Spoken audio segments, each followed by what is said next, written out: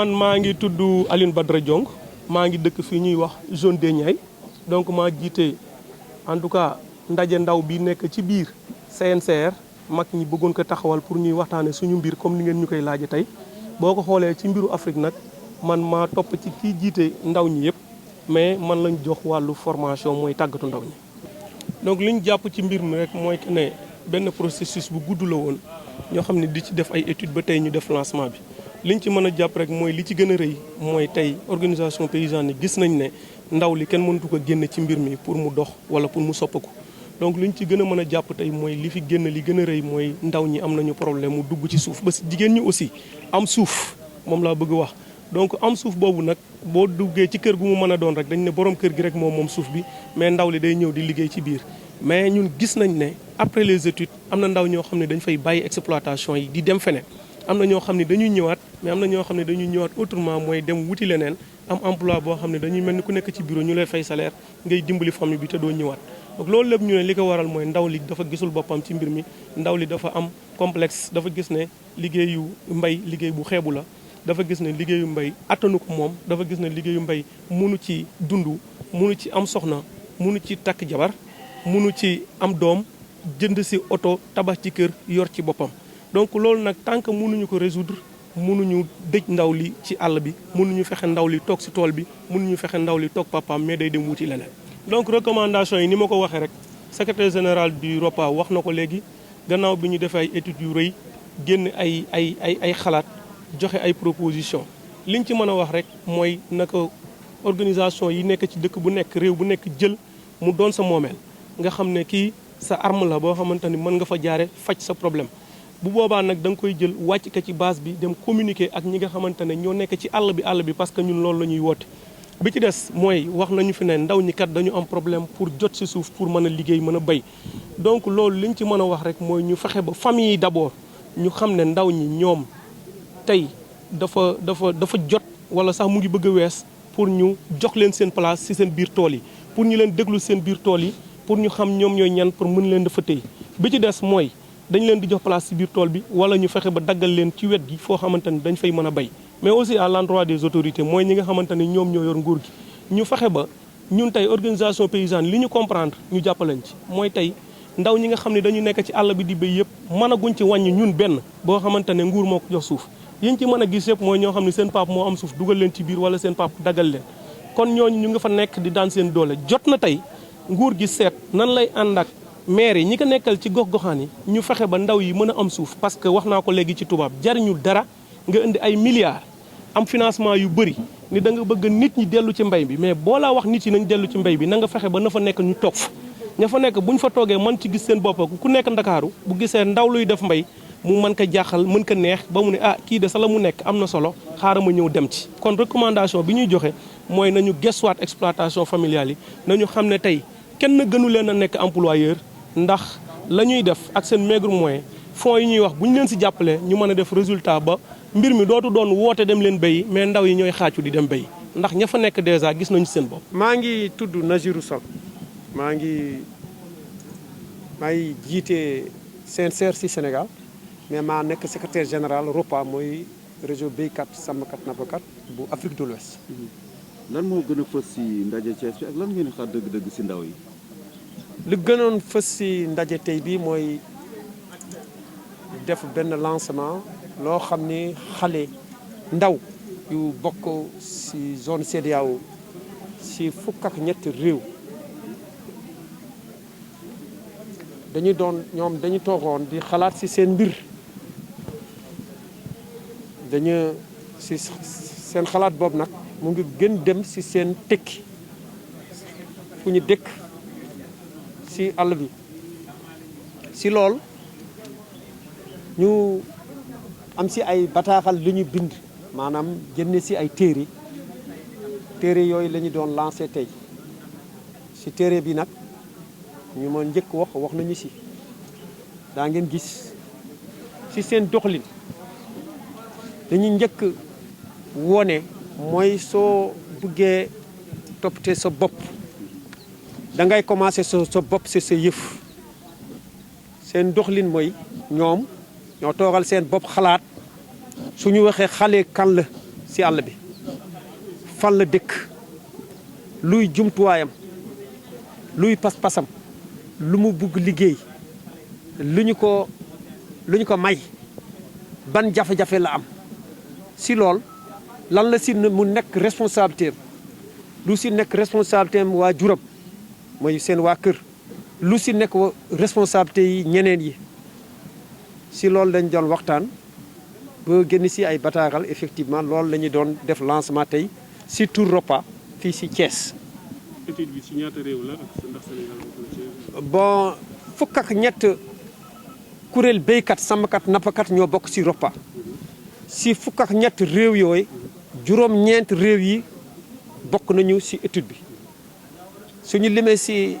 xale dem na ba 600 xale yoo xam ni jigéen ak góor ñu si bokk si processus bi ñu ngi koy commencé 2019 ba léegi la yàlla sottal mbir bi ñu lancé ko ta nag pour mun ko jëfandikoo. yaakaar am nañu ko dund yaakaar am nañu ko mais loolu du tee am na jafe-jafe du yomb mais yaakaar bi am na mais du yomb yaakaar bi mooy si gis-gis déjà nga jàpp xale bu bokk si kër am na âge bu muy am looy xalaat mu ngi koy xalaat loo bëgg am mun na ko am te mbir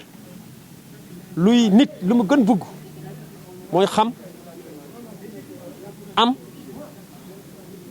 soo xamee nga am dara soo amee dara nga mun ko jëfandikoo du yomb pourquoi parce que si kër yi si boppam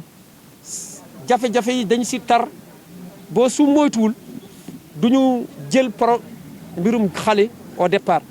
mais loolu tekkiwul amul espoir loolu tekkiwul amul en même temps amul yoon ay bunt yu commencé ubbeeku suñu si jaaree yaakaar nañu dana mun améliorer première bunt bi moom seen bopp ñoom seen bopp ñu reconnaître si loolu lu si suñu responsabilité ban pexe laa war jax si sama kër ba ñu jox ma gëdd ba ma war am ba ñu jox ma place ba mu war am si kër gi. jafe-jafe suuf bu koy wax noonu est-ce que ndaw yi ñoo dul laaj suuf bi wala forcément état moo jafe-jafe suuf dafa am rek jafe-jafe suuf parce que du nguur gi du joxe mais li ñuy gën seet ñu gën néew doole si suuf si am suuf xale ak jigéen li si gën bari nag mu ngi jógee si suñu judduwaay mooy ku jiite kër moom lépp moo yore yëpp moo joxe yëpp loolu lu koy saafar ñaar la rek si kër yi ñu commencé comprendre bokk dara tekkiwul duma am sama yëf day gën rafetalal bokk dara tekkiwul man duma am dara ñaareel bi ñu am ay charte yoo xam ni yu wóor si Afrique ñuy jegle jigéen ak xale seen wàlla te mu nekk mu leer ñetteel bi si jëfin bi la maanaam su xale liggéeyee si suuf walla sàmm ñu gis lu muy def tekk na am na lu mu jur te moom en premier lieu gis na si boppam dana si dimbali ñeneen loolu day gaawale mbir yi loolu ma tax lu gën am maanaa mooy nga boole ñetti nga boole ñu am sart yu baax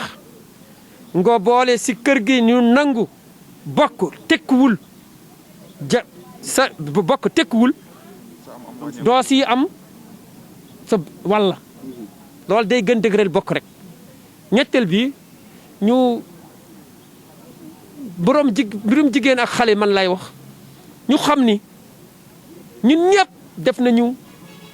remarque boobu xaw na jafe ñu am suuf lu gën a maanaam mooy tey ban volonté li ñuy am ñun ñëpp si kër yi si nguur yi si béykat yi si ñëpp ba li ñuy wax ñu def ko si jëf loolu nag mu ngi concerné acteurs yëpp la concerne. Moi je m'appelle Pape Assane Diop, je suis le représentant de l'ONG SOS Faim Belgique au Sénégal et on est partenaire du ROPA. Ici au Sénégal, on est également partenaire du CNCR et de la France. Est-ce que vous croyez à une autosuffisance alimentaire au niveau Afrique? Bah, c'est possible. Je pense que les organisations paysannes ont réfléchi à des conditions pour atteindre l'autosuffisance alimentaire. La première condition, c'était le soutien conséquent à l'agriculture familiale. Voilà. Donc ça a été fortement défendu par le CNCR ici au Sénégal lors d'un forum en 2011 au CICES. Voilà. Donc le choix de soutenir l'agriculture familiale et de ne pas miser sur des agricultures industrielles portées par des étrangers. Alors, on sort d'une réflexion du repas pour renforcer plutôt, on va dire, la position de ces jeunes ou bien la contribution de ces jeunes au développement de l'agriculture familiale et donc à l'atteinte de la souveraineté alimentaire. Voilà, donc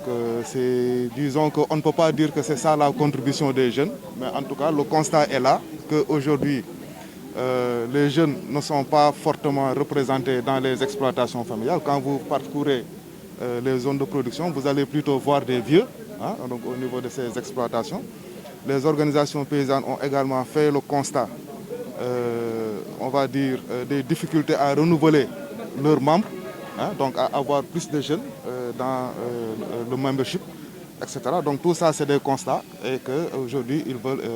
y contribuer. Et comme le disait tout à l'heure Badara, il ne faut pas se poser la question de la contribution des jeunes, il faut se poser la question de la contribution de l'agriculture familiale à la souveraineté alimentaire et travailler à une plus forte implication des jeunes dans ces exploitations familiales. Il y a beaucoup de conclusions, mais pour moi, la conclusion la plus importante, c'est que le rapport identifie un peu les blocages qui font aujourd'hui que les jeunes ne peuvent pas s'épanouir dans les exploitations, dans nos villages, etc. Je disais tout à l'heure dans la salle que parmi ces blocages, il y en avait 9. Je ne peux pas les citer de mémoire, mais la plupart de ces blocages, on sait que ça doit être réglé par des mécanismes de dialogue, d'animation, de sensibilisation au niveau des familles. Donc on disait tout à l'heure que le problème, ce n'est pas un problème d'argent, ce n'est pas à coup de milliards qu'on va régler le problème. Un jeune qui est frustré aujourd'hui dans sa famille parce qu'il sent qu'il n'est pas écouté, parce qu'il sent qu'on le mobilise uniquement comme de la main-d'œuvre. Vous connaissez ces valeurs dans nos sociétés. Mais il préfère aller ailleurs. Aujourd'hui, le besoin d'un jeune, ce n'est pas seulement de manger. Et le jeune, aujourd'hui, il a un téléphone comme vous et moi, il a besoin d'un crédit quotidien de téléphone, etc. Donc on ne peut pas juste lui faire travailler dans l'exploitation et lui dire que le grenier est rempli. Voilà, donc ça, c'est des éléments qu'il faut aujourd'hui remettre sur la table si on veut garder les jeunes dans les exploitations. Même au niveau des collectivités territoriales, aujourd'hui, on ne va pas voir des jeunes, on va voir des vieux, alors que les jeunes, ils sont là, ils se disent qu'ils auraient mieux géré la commune s'ils étaient là. Voilà, donc c'est vraiment un débat aux différents niveaux qu'il faut développer. Merci.